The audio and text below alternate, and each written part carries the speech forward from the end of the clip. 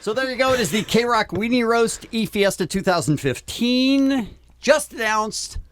And Muse is here in the studio with us. Come on. Muse Hold on a second. We're here. We're back. The band Muse that we just heard is playing the show May 16th at That's Verizon. correct. Now you're telling me that 2 of the 3 are here in studio with us on the Kevin and Bean Show. 2/3 of Muse. 2/3, the majority. That's true. I guess if you guys cover band title, 2/3 of Muse. So the 2/3 voting majority decided to come in today, so we appreciate that. Yeah, we Thank you, voted guys. yes for KROQ. So we have Matt and we have Dom, and as you sat down, Matt, I believe you said you don't think, and I think you're right, you guys have ever played the KROQ Weenie Roast Yeah, before. we just worked that out. Yeah, we did the Inland Invasion a bunch of years ago, like Absolution, like 2003 or something. Yeah, Right. And then we've done Acoustic Christmas at least 2 or 3 times. And every time I remember the Killers being there, I think. Every time. I remember every time I remember watching the Killers going, damn, they're good. And first time. Looking very much forward to it. Yeah, very Are there excited. any- The Weenie Roast is so much fun. Is it weird for you as a band that plays on a lot of different festivals to think about going after another band? Or like the Killers you just mentioned are great live. They are great live. Is it strange for you to think about who you're going to follow or who's going to follow you or how that all works out? It's a bit weird sometimes, yeah. I mean, you just try and forget about it and do your own thing. But I remember last year when we played Coachella, we were playing before Queens of the Stone Age, and I was like, oh, damn. Really? Do we have to? You Coachella, we're playing after them, weren't we? Yeah, they that played was just actually the before most- us, yeah. So I was like, oh, I agree, God. that was the most... Do we really have to play after Queens of the Stone Age? That was most threatening. Yeah, because I went to see him as well, and they were obviously excellent. So I was like, oh, it was almost embarrassed to go on after that. Yeah. They're also unusually loud. Do you guys notice that? Like when you see Yeah. them, they're louder than any band. Seriously loud, yeah. It's strange. Yeah, they got loud amps on stage, yeah. Was there ever a time when you guys, well, first of all, was there ever a time that you guys were an opening act? Yeah, was it? We were way back, yeah. We opened up, well, the first US tour we ever did, it was a great tour. We were lucky enough to be the opening act first on, and then it was Foo Fighters, and then it was Chili Peppers. Wow. It was the Californication tour, 99, you know? Wow. And we just did the East Coast, so we didn't come over here. And, But that's really where we cut our teeth, and we looked up to both those bands and thought, wow, we need to up our game here, you know? So. Does the opening act, even when you're playing for a massive band that you love so much like Foo Fighters, do you go in there and go, I'm gonna blow this audience away. I'm gonna be better than the headliners?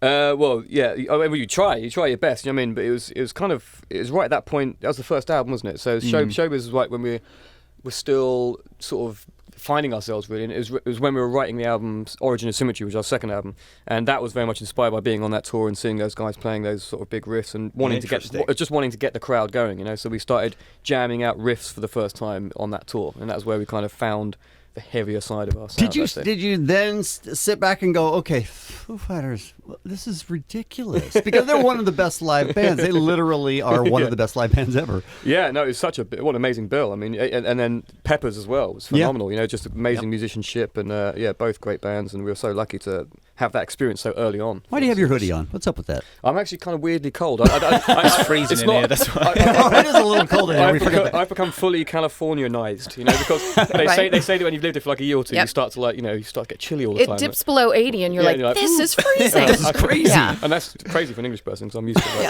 freezing cold misery. Speaking of the early tours, I was thinking about this because you guys are getting ready to have a summer where you play. I mean, a show like the Weenie Roast may be one of the smallest dates you play this summer because you're playing all the big festivals, right, and including the big one in Japan and everything. So you're going to be playing for hundreds of thousands of people this summer.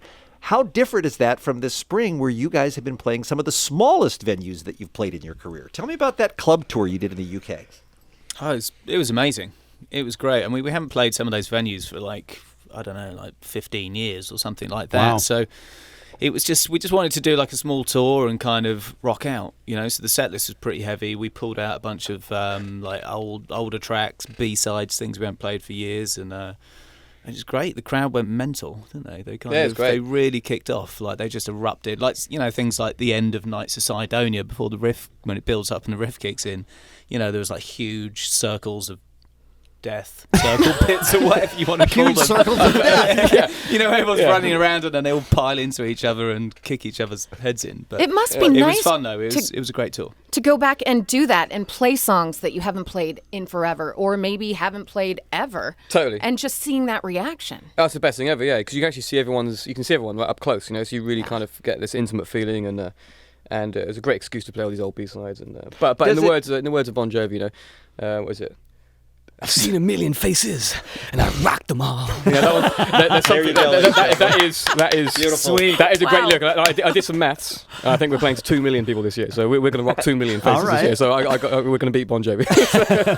So you guys, I mean, it sounds like you kind of miss. You're doing these huge shows all over the world, but there's some part of you that kind of misses being a club band, right? Well, it's been so long, it's been a long time. A few years ago, I just said the opposite. I said, no, we love all these, the big crowds and everything. But we just wanted to reconnect. What was it? We did this gig. It was a charity gig, wasn't it, in London, Shepherd's Bush Empire. Where it was only say 1,500 people, and we just kind of forgot what that energy feels like. So we just wanted to do a little warm-up tour to remind ourselves of what it's like to be that close to the fans, But Is it in a way a little bit disturbing that you can see all of them? Because when you're on stage, yeah. So I wouldn't say disturbing. It definitely makes you up your game more because It you feel everyone can see exactly what you're doing up close, and so you just feel a bit more on under the microscope. Do you know what I mean? These are the voices of Matt and Dom from the band Muse, longtime KROQ favorites. They are playing the Weenie Roast coming up just in less than a month or so from right now. The KROQ Weenie Roast Fiesta 2015 is going to be on Saturday, May 6th at the Verizon Wireless Amphitheater. May 16th. May 16th. What did I say? 6th. It'll be on We're Saturday, actually May doing 2 6th. shows, you guys. You ready for that? 2 Weenie Roasts. Oh, perfect. We're down. They're in. You can get all the details and get them right at KROQ.com. And the new Muse album is going to be called Drones. That one is coming out on June 9th. We have many questions about that with our guests when we return right after this on the world-famous KROQ. And the band Muse, one of the bands playing the KROQ Weenie Roast Fiesta coming up on Saturday, May 16th at the Verizon Wireless Amphitheater. Matt and Dom from the band in studio with us here on KROQ this morning. Good to see you again, boys. Thank you. I mentioned Drones, which is coming out on June 9th here in the U.S. We've been playing a couple of songs from it. By the way, let's talk about Psycho for starters, because that was the first taste we got of the new album. Is this the biggest riff you guys have ever written? This is like your Back in Black, isn't it? It's definitely the least expensive riff we've ever played. That's a kind of way of saying cheapest. It's actually a very old riff. It turns out we've been playing that riff for about 15 or 16 years or something. What? But it never made it into a song before? It goes way back. Yeah, it was a riff we always used to just play at like the end of like Stockholm Syndrome or something like that and just kind of jam out on it and smash up all the gear. That's what we used to do. So I don't know, it's always just been a favourite kind of riff, I suppose. So, Well, we I know you guys talked about how when you were playing that song at these club shows that, I mean, you can just see the audience move en masse. There's something about that kind of guitar playing that just makes everybody jump, right? Oh yeah, it totally kicks off. Yeah, it's the best reaction to a new song I've ever seen in a live setting. First, straight off the bat, the crowd just kicks off. Massive. Well, they all sing the riff, which is kind of yeah. Nobody sings the words. All the lyrics. They all just go. And then after, You ever go, hey, there are lyrics to this song? I worked hard on these. Listen to I that. suddenly realised we could actually all stop playing and actually just sing the song over them singing the riff. Oh, pretty good. That's very I good. like All right, it. so that was Psycho, and then and somebody's got a lot of enjoyment out of using the F word in that song. I'd like to also point that out. And then comes Dead Inside, which has been a huge record here on KROQ and around the world. And I guess when we get to hear the album, those songs will fit together as part of an album-long narrative, as I understand it. Yeah, there's kind of a loose. No, actually, it's a pretty specific narrative. Actually, it runs through the first part of the album. It kind of ends on this song called Aftermath, and. Yeah, it kind of follows a journey. I mean, the album's kind of it's a bit dark, It's not kind of morning chat, but it's kind of about the journey into becoming a psychopath, and losing empathy, and it's kind of like a metaphor for what's happening in the world, drone warfare and all this kind of stuff that's going on, where it's kind of becoming acceptable to sort of live without empathy, becoming very clinical, efficient, making decisions without emotion, taking humans out of the equation, basically. And the album sort of explores that journey in its sort of darkest format. Does it bum you out that a lot of people won't get that? When they listen, you know what I mean? Like, because I'm a guy who loves music. Yeah. I couldn't tell you words to most songs. Yeah, no, I'm not bothered by that at all. I think the music. I think for me the music speaks for itself. In other words, a lot of the time I'm throwing words in there that to me are trying to give some meaning to what the music is already saying. Oh, I see. Yeah, so that makes sense. So is this a topic, this lack of empathy that you're talking about, is this just something that you guys looked at as this is a good topic for a group of songs, or is this something that you spend a lot of time thinking about it and worrying about and are making comment on? Sorry, can you say? Sorry, I was distracted by something. Yeah, sorry. Say that again. I'm shiny. What are you doing, Allie? Nothing. We had a your lovely moment. hair. We had a moment. All It right. was beautiful. Keep your top down while we're doing the interview. Oh, he Allie. wasn't squinting. Those are No, small. what I was asking is this topic about the lack of empathy in the drones and everything. Is this something that's actually something that you seriously think about and worry about, or is it just something you said, hey, there's something that I can make great songs about? That's a good question. I mean, I've always been interested in what's going on in the world. I'm more interested in what's going on in sort of technology and stuff like that. I'm one of those geeky types that reads like science magazines and things like that.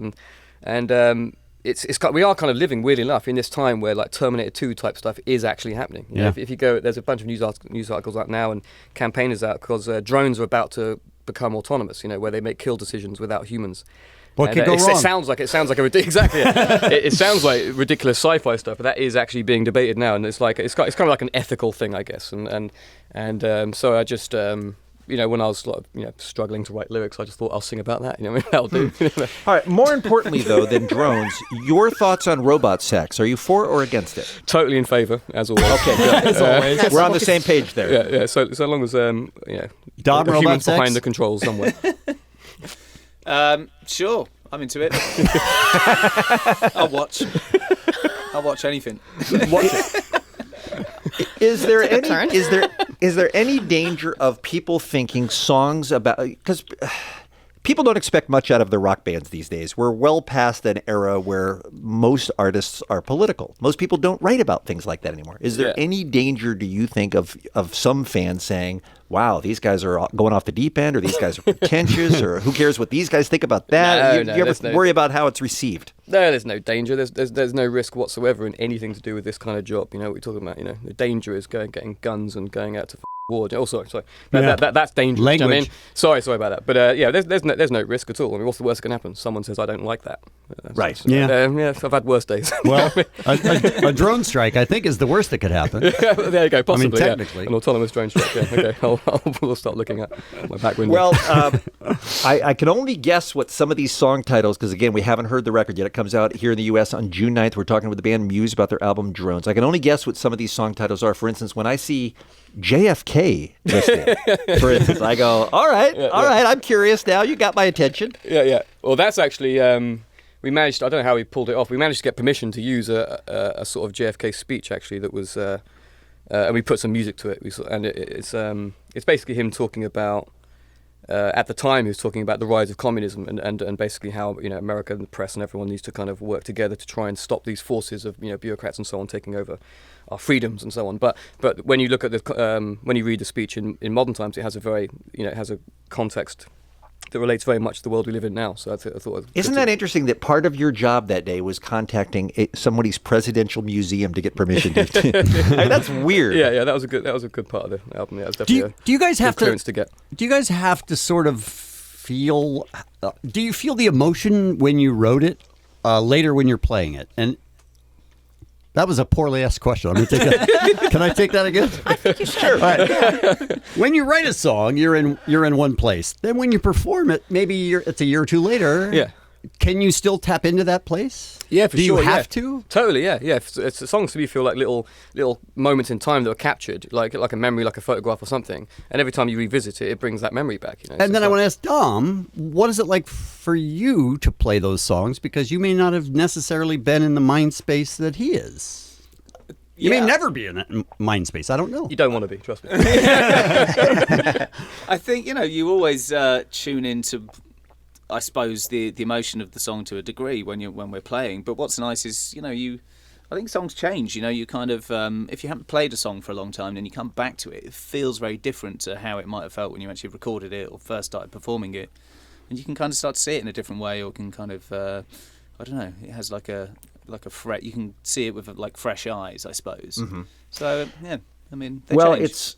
it's so fun to watch your band grow and change throughout the years. I mean, we remember so well when your first album came out. We were all so excited. Who's this new band, Muse? And now here you are with your 7th album getting ready to come out. I mean, it must feel weird for you guys too to be veterans now. Yeah, I didn't think it'd be going this long. Veterans. Jeez. Do we have to use that word? We don't have to use the word veterans. No, I mean, No, look, we've got All right, we've got at least that? another very respectable 10 years. I think. I certainly Well, hope. hey, Hey, you were telling us how you saw AC/DC at Coachella. Those guys are still going, what? They've got to be pushing 70. Yeah, I They're thought still that out would have there been rocking hard, right? I couldn't believe what I was seeing. Yeah, it sounded amazing. His voice is just ridiculous, isn't it? I Yep. mean, and the guitar playing and everything. When he came out with the horns, what's that song with the horns? When he's got the horns on his head. You know, all the fire came out. Yeah, and yeah. It's not Highway to Hell. It's the other one to do with hell or flames or something. That's all of them, isn't it? And it was just, I was actually in there. I was in hell, like, you know, rocking out with Bill Hicks, basically. Well, it gives you something to aspire to in your later years. We're so excited about the new record coming out on June 9th. It's called Drones. We're even more excited about getting a chance to see you guys up close and personal Saturday, May 16th at the Verizon Wireless Amphitheater. Thank you in advance for being part of this year's KROQ Weenie Roasty Fiesta. We're very, very pleased to have you. You're always thank you. Thanks for having us. one of our favorites, and we love it when you stop by the Kevin and Bean Show. So thanks so much, you guys. Cheers. Thanks for having Thank us. you very much.